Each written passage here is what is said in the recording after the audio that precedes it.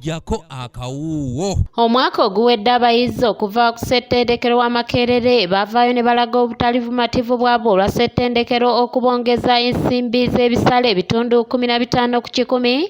Bano tebaakoma kwekalakasa wabula baagezaako n'okulaajanira ebitongole ebyenjawulo okubayamba ku nsonga eno nga baatuuka ne mu lukiiko lw'eggwanga olukulu nga basaba Sipiika Rebecca Litwala Kadaga palamenti ebayambeko ssettendekero akendeeze ku bisale by'ababinika.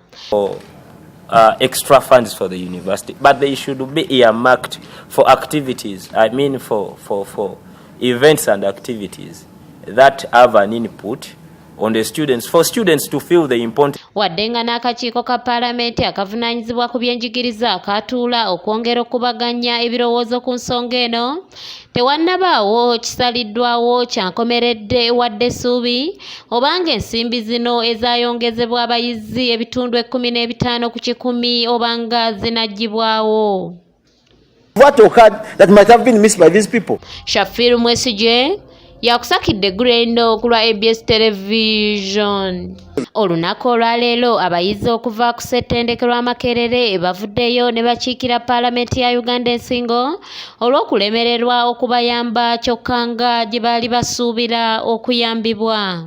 Obutali bumativu bwaffe ng'abayizi ku ngeri palamenti yaffe y'eggwanga gye yakwatamu ensonga yaffe eya tuition ebisale 15 ebya buli mwaka ebyeyongera engeri parliament gye yabikwatamu. Nalukwago Judith nga naye muyizi agamba nti eky'obutayambibwa okuva eri ababaka kyabaleetera okujja obwesige mu ssetteeserezo w'eggwanga kubanga kye baali basuubira ate si kye baafuna.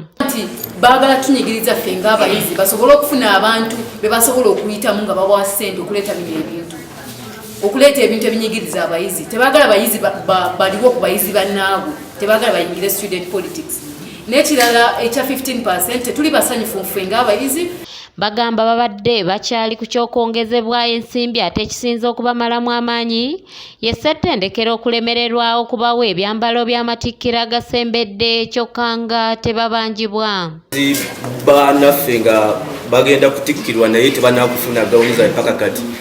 Graduation wetwogerera kati ebulako ennaku ezitakka wansi wa 4 naye paka kati tebafunanga byambalo byabwe bye balina okwambala. Twategeezebwako university nti nno ebyambalo ebyo byabadde nga birina kuva bweru. Tundure Jonathan ngono mumyuka w'omukulembeze w'abayizi ku ssettendekero wa Kyambogo agamba nti gavumenti n'ebitongole byayo bisaanidde bisse ekitiibwa mu bayizi okuva mu matendekero ag'enjawulo awatali kusosola eri abo abagivuganya.